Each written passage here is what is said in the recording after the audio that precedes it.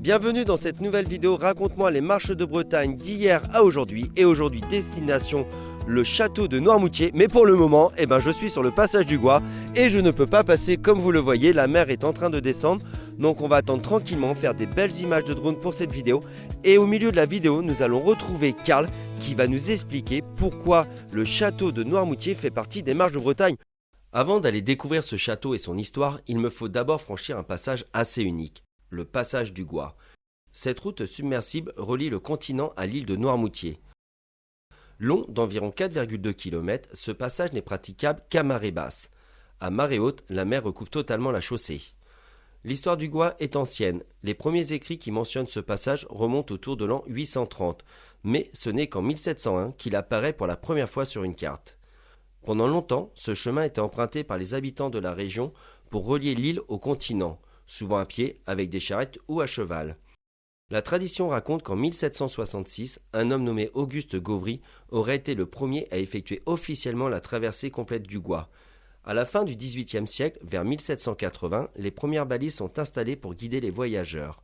Puis, au XIXe siècle, la chaussée est progressivement aménagée et consolidée avec des pierres pour faciliter la traversée. Mais traverser le Gois reste une expérience particulière, car cette route ne peut être empruntée que 2 fois par jour, autour de l'heure de la basse mer. Les horaires doivent être respectés, car chaque année encore, des véhicules se retrouvent surpris par la montée des eaux. Alors non, on ne retourne pas forcément au continent à la nage. Des pylônes de sécurité ont été installés le long de la chaussée pour permettre aux imprudents de se mettre à l'abri en attendant que la mer redescende. Aujourd'hui même, si le pont de Noirmoutier, construit en 1971, permet de rejoindre l'île à tout moment, le passage du Gois reste un lieu emblématique. Et maintenant que la mer s'est retirée, il est temps pour moi de traverser direction le château de Noirmoutier.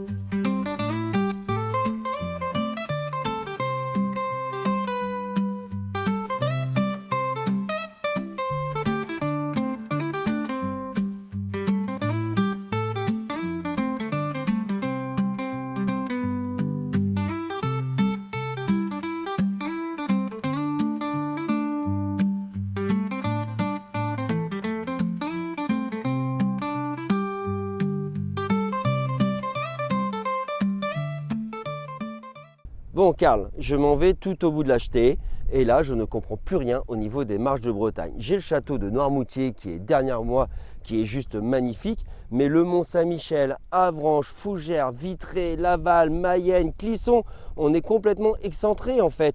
Donc est-ce que tu peux nous expliquer stratégiquement ce que venait faire le château de Noirmoutier ?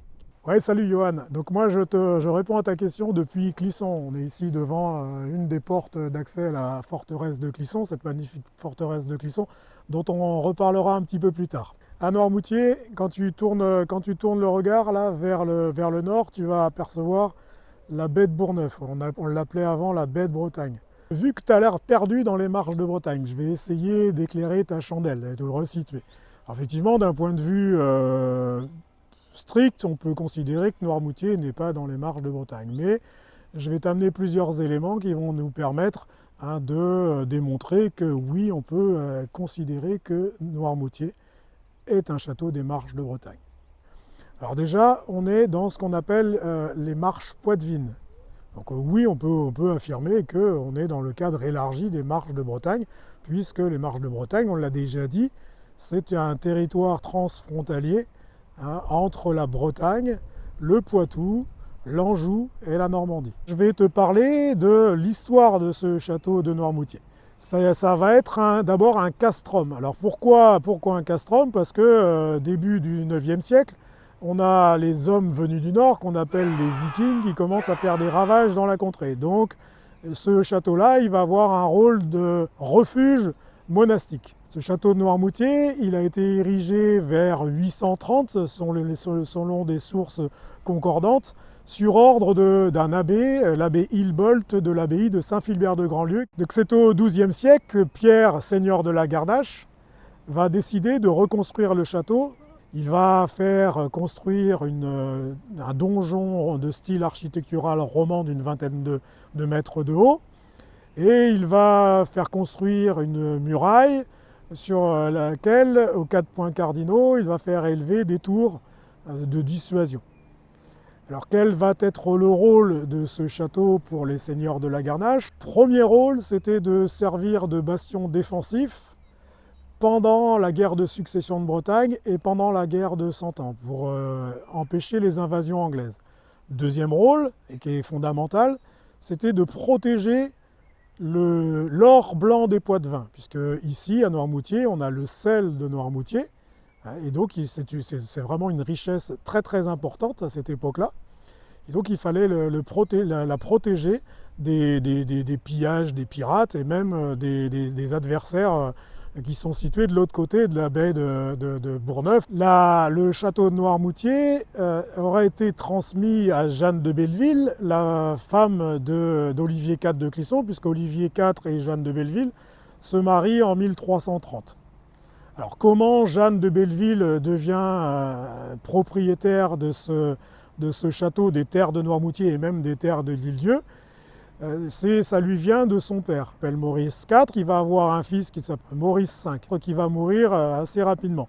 Et donc en 1320, Jeanne de Belleville devient l'héritière des possessions de Maurice V, et d'où le fait que le château de Noirmoutier, les terres de Noirmoutier, le château de l'Île-Dieu, le château de la Garnache, etc., entrent dans l'escarcelle de la famille de Clisson par le lien du mariage.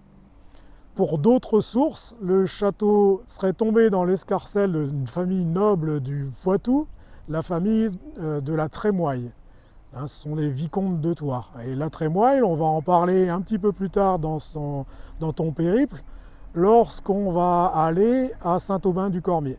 Alors moi, tu sais que je suis breton, donc j'ai envie de dire d'un point de vue affectif, je pencherai plus sur la théorie de Jeanne de Belleville. Surtout qu'ici à Clisson, on a certainement le fantôme de Jeanne de Belleville qui nous observe. Et Jeanne de Belleville, son sobriquet, c'est la tigresse de Bretagne, puisqu'elle s'est vengée de l'assassinat de son mari en 1343 sur ordre du roi de France. On parle d'histoire, c'est un travail tout à fait sérieux, donc on va laisser les historiens faire leur travail, continuer d'éplucher les sources pour nous offrir une vraie version de l'histoire. Merci Karl pour tous ces renseignements. Maintenant j'en connais beaucoup plus sur Noirmoutier et pendant ce temps-là je suis arrivé jusqu'au bout de la Chetée et j'en ai profité pour regarder l'océan.